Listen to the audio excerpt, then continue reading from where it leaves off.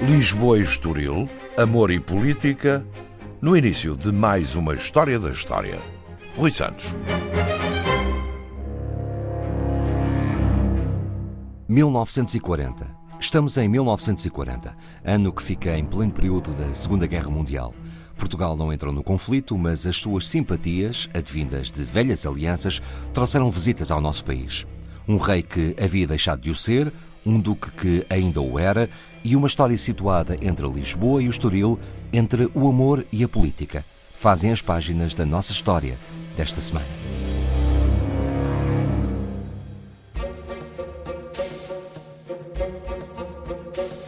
Ora, esta é uma história de espionagem que decorre durante a Segunda Guerra Mundial, cenário Estoril. Exatamente. Vamos estar do lado de fora de uma casa, é uma casa fabulosa, é a casa que pertence ao banqueiro Ricardo Espírito Santo. Dentro dessa casa estão, talvez aqueles tenham sido os hóspedes mais ilustres de Ricardo Espírito Santo. Estamos a falar do Duque e da Duquesa de Windsor. Admitamos que o Ricardo Espírito Santo tratou de tudo para que aqueles seus convidados tivessem o melhor acolhimento possível, mas contudo, durante a noite ouvem-se ruídos estranhos, ouvem-se pedradas na janela, há uns ruídos.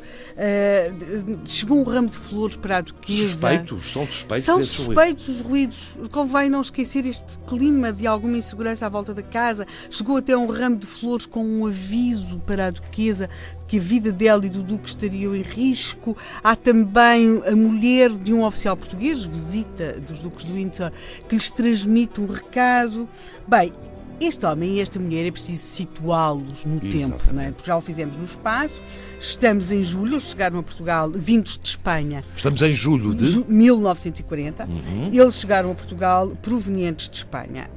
Que homem e que mulher são estes? Bem, eles são aquela que é talvez uma das mais impressionantes histórias, se quisermos, de amor, mas não só, do século XX. O Duque de Windsor tinha sido rei, foi o rei Eduardo VIII, foi rei entre 20 de janeiro e 10 de dezembro de 1936 e renunciou por causa de uma tal Mrs. Wallis Warfield ou Simpson, ou talvez ainda outras coisas, digamos que uma americana duplamente divorciada, e nós guardamos a memória de um rei que não quis ser rei por amor, mas há também muita política nesta história e nesta renúncia, e é essa história que nós vamos ter aqui no Estoril. Ou seja, os duques chegaram a Portugal provenientes de Espanha, alojam-se em Lisboa, eles eram para ter ido para o Hotel Palace do Estoril, mas a dado momento parece mais adequado à Embaixada Britânica e ao próprio Presidente do Conselho, António Oliveira Salazar, que fosse escolhida, se quisermos, uma localização para os duques mais recatada que o Hotel Palace. Essa localização mais recatada era claramente a casa do banqueiro Ricardo Espírito Santo, porque ele chega a Portugal num momento em que Portugal tem uma visita política muitíssimo importante. Um outro membro da família real britânica, o Duque de Kent, que está aqui com uma comitiva importantíssima, e que está aqui porque Portugal estava... Salazar tinha já definido aquilo que se vai ficar para o futuro, como Portugal vai ser um país neutral, embora neutralmente colaborante com a sua velha aliada Inglaterra. Ora, nós temos em Portugal, neste momento, um representante do rei da Inglaterra, que aliás era irmão do Duque de Windsor, não é? E, portanto, Portugal queria tudo menos que os duques de Windsor estivessem a chegar, eles vêm de carro de Espanha, e criar aqui um embaraço diplomático à Inglaterra. E, portanto, algum resguardo nessa permanência dos duques de Windsor foi logo a atitude tomada. Isso implicou, por exemplo, que apesar de nós termos uma verdadeira paixão, havia quase uma paixão mediática, porque é por este homem, por toda aquela história que o levara a renunciar a ser rei, tem havido muito poucas notícias, ou seja, a censura claramente a cortar algumas notícias e, sobretudo, e é esse muito o papel da censura em Portugal enquanto existiu, é conseguir que aquilo que seria uma notícia de primeira página vá para uma página interior. Ou que ficando na primeira página seja uma notícia mais pequena. Discreta. Portanto, mais discreta. Portanto, nós não encontramos nada daquele aparato que estaríamos à espera nesta chegada do Duque e da Duquesa de Windsor a Portugal, da sua ida para a casa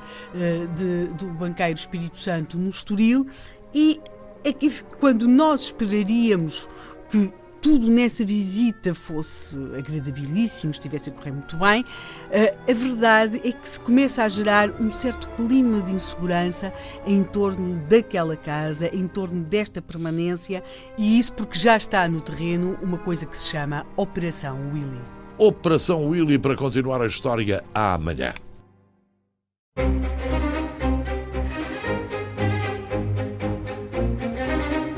Hitler e Churchill, embora não diretamente, também entram nesta história. Da história. Rui Santos. Operação Willy. O nome de um complexo processo em que os destinos de um rei que o fora e que poderia voltar a sê-lo estavam em jogo. Inglaterra e Alemanha frente a frente, mas em território português, ou neutral, se preferir. Hitler puxa para um lado, Churchill puxa para o outro, mas de outra forma que não aquela que lhe possa parecer evidente neste momento. Portanto, no primeiro capítulo da história desta semana, a Helena Matos lançou ontem a Operação Willy. É uma operação à volta da presença em Portugal do Duque e da Duquesa de Windsor, que estão já alojados no Estoril, na casa do banqueiro Ricardo Espírito Santo. Exatamente. Nós temos aqui esta Operação Willy, destina-se a que este homem, que deixou de ser rei, na prática possa voltar a ser rei. O que é que acontece aqui? Nós temos de perceber que Hitler tem um plano para a Inglaterra, e esse plano passa por, de alguma forma, conseguir alguém no lugar que esteja sentado no trono, alguém favorável às negociações com a Alemanha. E, portanto, temos de perceber que este Duque de Windsor foi o Andrew Morton, que escreve um livro, aliás, em que detalha com muita minúcia o que aconteceu aqui em Lisboa e não só em torno dos Duques de Windsor. Ele escreve uma coisa fabulosa, que é: o Duque de Windsor foi, na sua juventude, talvez o primeiro galão universal. Ele era um pouco, ele compara-o com o Rodolfo Valentim. Sim.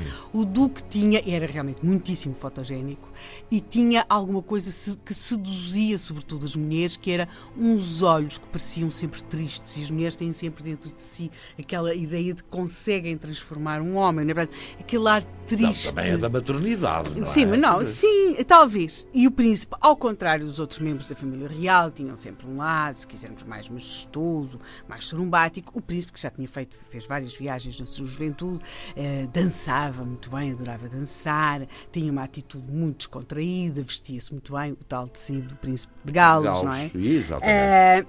E este príncipe, depois, quando já adulto, ainda não rei, mas já adulto, tem um lado, se quisermos, revolucionário. Ele preocupa-se muito com a vida do povo, com a vida dos operários, as más condições de vida das classes trabalhadoras. E isso, se quisermos, vai aproximá-lo em termos de interesse e simpatia por propostas políticas que se propunham mudar completamente a vida do povo e dos mais pobres, como foi o caso do nacional-socialismo, não é? Exatamente. Portanto, há ali, se quisermos, este príncipe que está mais próximo do povo, dos operários, que tem uma atitude, se quisermos, menos formal, e depois há aquela extraordinária história, não é? Com aquela senhora americana e que o leva a abdicar do trono. Este perfil deste homem, que ainda por cima Era um personagem quase de romance. e que é marcado também por uma outra coisa. Durante a Primeira Guerra Mundial, ele viu o que era um cenário de guerra e ficou profundamente marcado. Ele vai falar várias vezes sobre isso, sobre aqueles... Ele aliás, é apanhado no meio de uma deflagração e, portanto, assiste àquilo que é terrível, que são os corpos torcidos no solo, os moribundos a pedirem socorro, os outros que pedem que os matem para não terem dores, aqueles que gritam por socorro. Isso marcou muito no sentido de um horror à guerra e perceber-lhe que tudo é melhor do que uma guerra e que, portanto, negociar pode ser sempre melhor do que guerrear. E isso casa profundamente com uma ideia que Hitler tem e que é negociar com a Inglaterra, ou seja, que a Inglaterra de alguma forma aceite aquela Alemanha hitleriana, que não adote uma atitude de hostilidade e que, se quisermos, o partido pacifista, o partido, quer dizer, no sentido de movimento pacifista, ganhe em Inglaterra, face aos bélicos, como era o caso do Churchill, não é? E, portanto, uma linha apaziguadora. E, portanto, este casal Windsor, deste homem que deixou de ser rei de um dos maiores impérios do mundo, não é? De alguma forma calha com uma política que o Hitler chega a desenvolver, que é conseguir políticas favoráveis a si, não é? E à sua ideia imperial, se quisermos, através das casas reais europeias, conseguir casamentos adequados, por exemplo, de alguns príncipes reais europeus com princesas alemãs. E, portanto, entrar pela aristocracia, não é? E estes Windsor que aqui estão, em Lisboa, ele já não é rei. Mas nunca ninguém disse que uma pessoa que foi rei e abdicou não possa voltar a ser rei, pois não. Pois não. E, portanto, talvez se conseguisse uma mudança em Inglaterra que voltasse de novo a colocar o Duque de Windsor no poder. E que seria uma mudança radical. Completamente.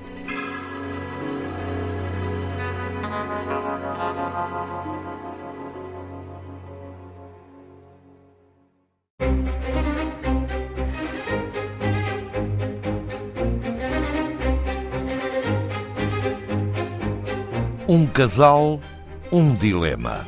Rui Santos. No período da Segunda Guerra Mundial, já se disse aqui muitas vezes, e é sabido, aliás, orgulhosamente sabido, que a Costa do Estoril deu abrigo à espionagem daquele tempo. Mas não só. O Duque e a Duquesa de Windsor, de quem temos vindo a falar, resguardavam-se sem total segurança garantida das possibilidades futuras para a sua vida. Voltar à Inglaterra ou seguir para as Bahamas era o que estava em cima da mesa. Apesar de, em lugar pacífico, a pressão começava. Estamos em 1940 nesta história. É uma história que decorre, portanto, durante a Segunda Grande Guerra Mundial. O cenário é não Lisboa, mas o Estoril. Sim. É Portugal. O Estoril diz também, já agora para também contextualizar este outro lado, está escrito, e é do domínio público, que era um ninho de espiões, não é? Sim. De um lado e do outro da guerra, não é? Aliás, terá...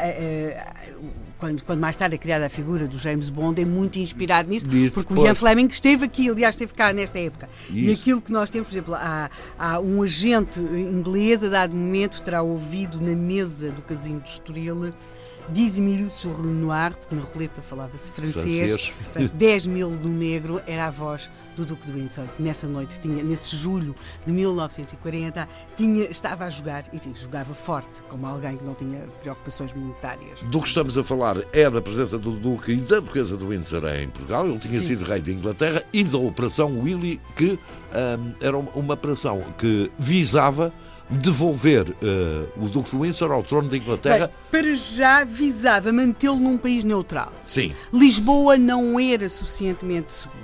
Ou seja, os alemães não controlavam Lisboa tanto quanto, por exemplo, controlavam Madrid. E a operação, onde eles, aliás, já tinham estado, e onde a presença dos pró-Hitler era muito mais evidente. Salazar vai ter sempre uma política muito ambígua. E, portanto, ou talvez para a Suíça.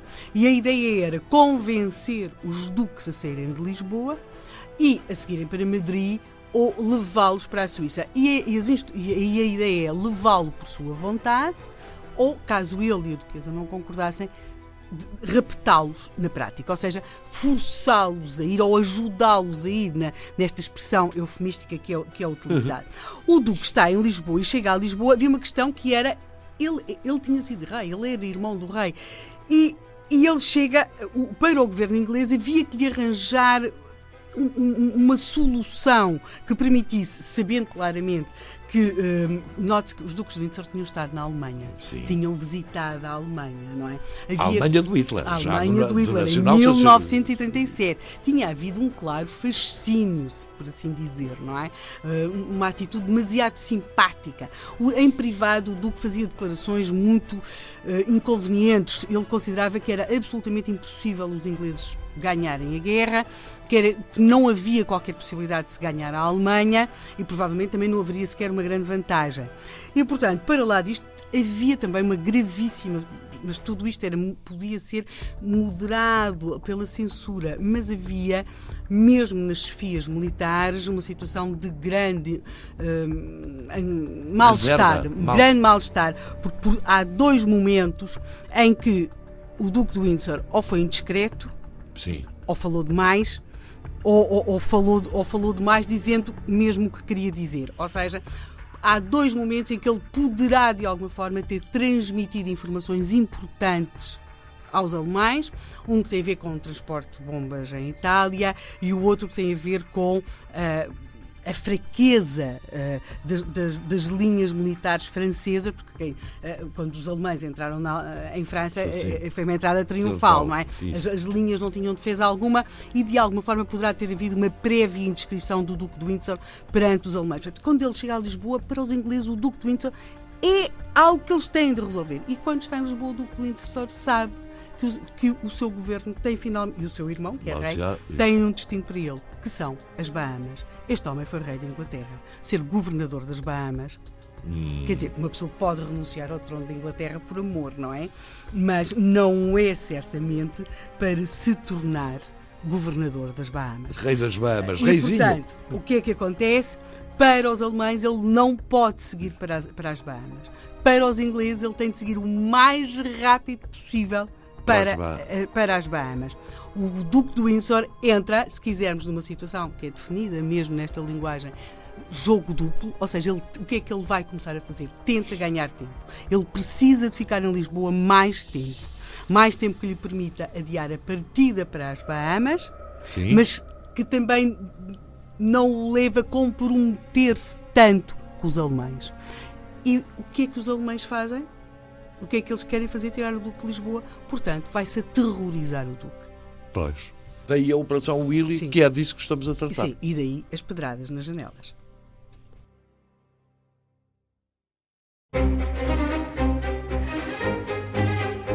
Raptos e assassinatos, mas apenas insinuados. Lá que houve pedradas, isso houve. Rui Santos. Nesta história, várias forças interagiram para coordenar o melhor destino dos membros da família real britânica, Duque e Duquesa de Windsor. A Polícia de Vigilância e Defesa do Estado, Serviços Secretos Britânicos e Serviços Secretos Alemães. Interagiram é uma forma de dizer. O bluff fazia também parte das negociações. E o bluff insinuava raptos e assassinatos com umas pedradas à mistura.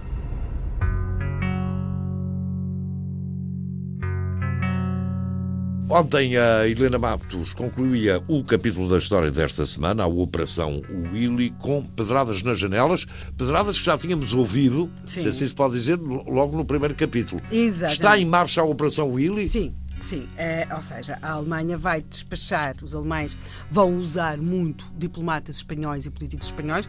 Aliás, a dada altura é um corrupio de espanhóis na casa em que os Windsor estão instalados no Estoril, de alguma forma para os convencer a ir. A dado momento, como os espanhóis não estavam a ser suficientemente eficazes, chega a Lisboa um homem, Schellenberg. Ele já tinha estado, era um homem que estava em ascensão nos serviços alemães, ele conhecia Lisboa, já cá tinha estado em 1938 e, portanto, ele vem em muito poucas horas, dias, até se quisermos, ele tem muito pouco tempo. Tudo isto, o tempo está a acabar, porque a partida para as Bahamas devia acontecer a 1 de agosto. O mês de julho está quase a chegar ao fim e ele em pouco tempo tem mais ou menos 20 homens a trabalhar para ele em Lisboa e tem um bom contacto na PVD, Capitão Catela. Porque a PVD era a PVD daquele tempo. Sim. Alguém de que já aqui falámos, o capitão Agostinho Lourenço. Sim, na história do atentado contra o Salazar. Se quisermos, ele era tido como anglófilo. Aliás, ele tinha uma condecoração dada pelos ingleses. Os seus grandes contactos eram sobretudo com os ingleses. E, portanto, o Schellenberg vai procurar outros contactos na PVD, que lhe são importantes, de alguém que é tido como mais próximo entre os germanófilos. Portanto, por outro lado, há aqui uma questão. Para Salazar, é claro, não pode acontecer nada aos duques de Windsor em Portugal. Nem raptados, nem nada. Não pode acontecer nada. Portanto, nós temos, de um lado, os serviços secretos alemães, Sim. temos do outro lado a PVD, não é? Sim. E temos também porque os ingleses não estavam de modo algum distraídos, não é? E também mandam os seus homens para o Estoril, sobretudo mandam alguém que conhecia... Também dos serviços secretos. Sim, e alguém que conhecia muito bem o agora Duque de Windsor, que é o Walter Monckton, e que chega também com instruções que ele vai ter de embarcar para as Bahamas. E, portanto, estamos nisto. E estas duas figuras, os serviços secretos ingleses, os serviços secretos britânicos, vão medir forças diretamente no terreno. Os alemães concebem então um plano. Há que convencer o Duque e a Duquesa de Windsor que os ingleses vão assassiná-los. Ou seja, que na impossibilidade de controlarem o Duque e a Duquesa de Windsor, e dada a extrema inconveniência das simpatias hitlerianas dos duques, havia uma forma que era, de alguma forma, fazê-los desaparecer. Vai acontecer-lhes um acidente. E é nisso que, se quisermos, o agente alemão em Lisboa vai apostar completamente. E daí toda aquela política de terror que é criada em torno daquela casa no Estoril. E assim vamos chegar a 3 dias que são cruciais em toda esta história, que é o Duque e a Duquesa ou vão para Madrid por sua vontade, ou os alemães os vão raptar em Lisboa. E que dias são esses? Estamos de 27 a 31 de julho. É onde a história se vai concluir amanhã.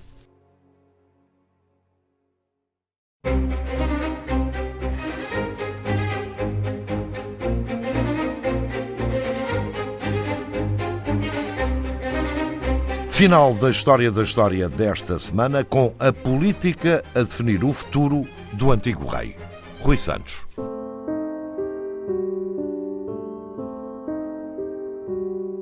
Toda esta situação havia de definir-se nos últimos dias de julho de 1940.